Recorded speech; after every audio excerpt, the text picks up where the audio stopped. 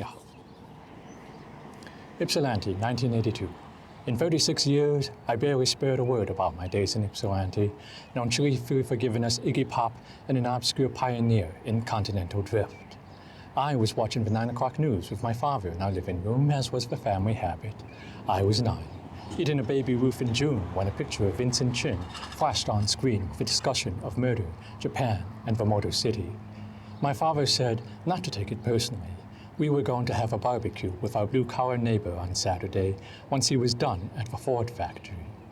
Our other neighbor across the way with the tall, bottle-blonde daughters was a Baptist preacher fond of discussing Pearl Harbor with me every other day because I couldn't tell him a thing about Laos. My Secret War Within.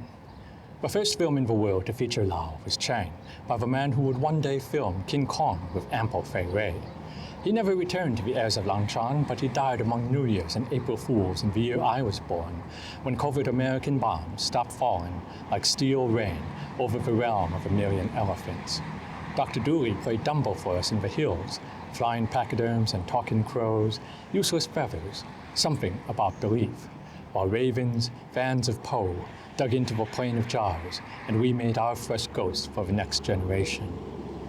I never understood their stories until years later, when my father, almost dead from 1,000 smokes, referred to them as heroes, pointing to a portrait of a young boy who could have been me in another un-American lifetime, by these men, M16 in hand, smiling for a reporter's camera. On the edge of Detroit, I grew up among Godzilla films, the aliens of UHF, alarming, relentless, a comfort more family than the silent faces of Apocalypse Now, with slinky women who promised love for a long time if I understood American dollars and full metal jackets.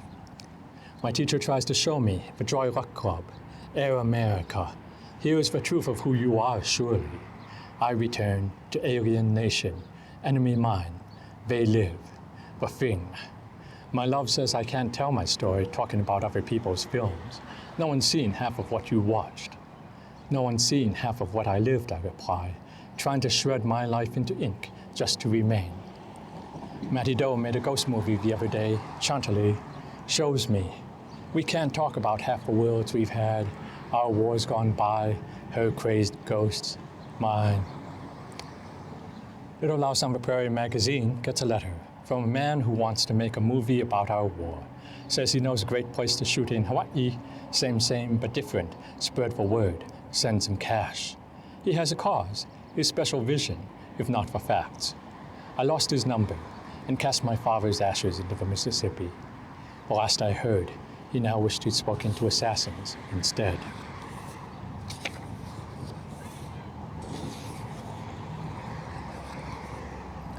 Contracting. One morning over coffee, we were discussing terms, negotiating with a bit of levity the hue of a French postcard and an American biscotti. I mentioned casually, we say in the industry you can get it good, fast, or cheap, but you can't have all three. Pick two. With a wry smile, he takes a sip of his hot macchiato. That's a good one. In my family, we say you can get people who are obedient, smart, or loyal. Pick two. I suppose we all know what that got everyone. We shake hands, and I return to a world of ink rife with all of her uncertainties.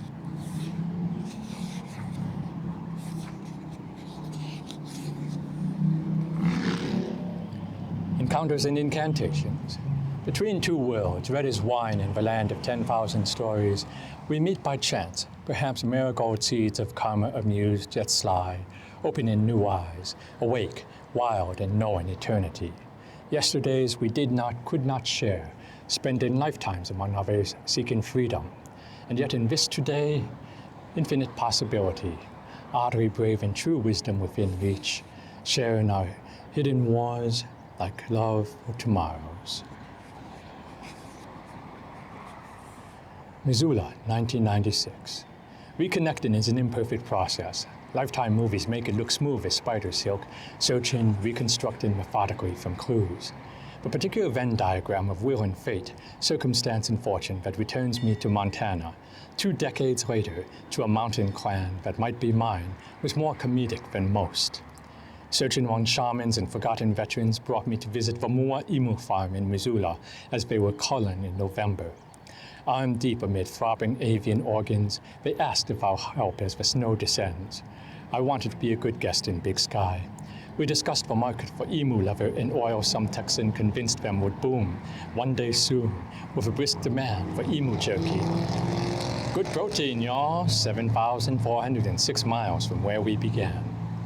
My parents never mentioned the Montana smoke jumper Jerry Daniels, covert bloodbaths with a plain of jars, the Ravens, or Air America, just Ho Chi Minh tacos, and the gardener who stole an embassy's frangipane for them.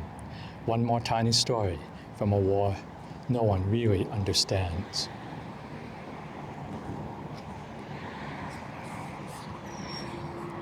Dragonai. For my heart is a dinosaur and you but a cold meteor. Fly as you will to my atmosphere, I'll return in my own way.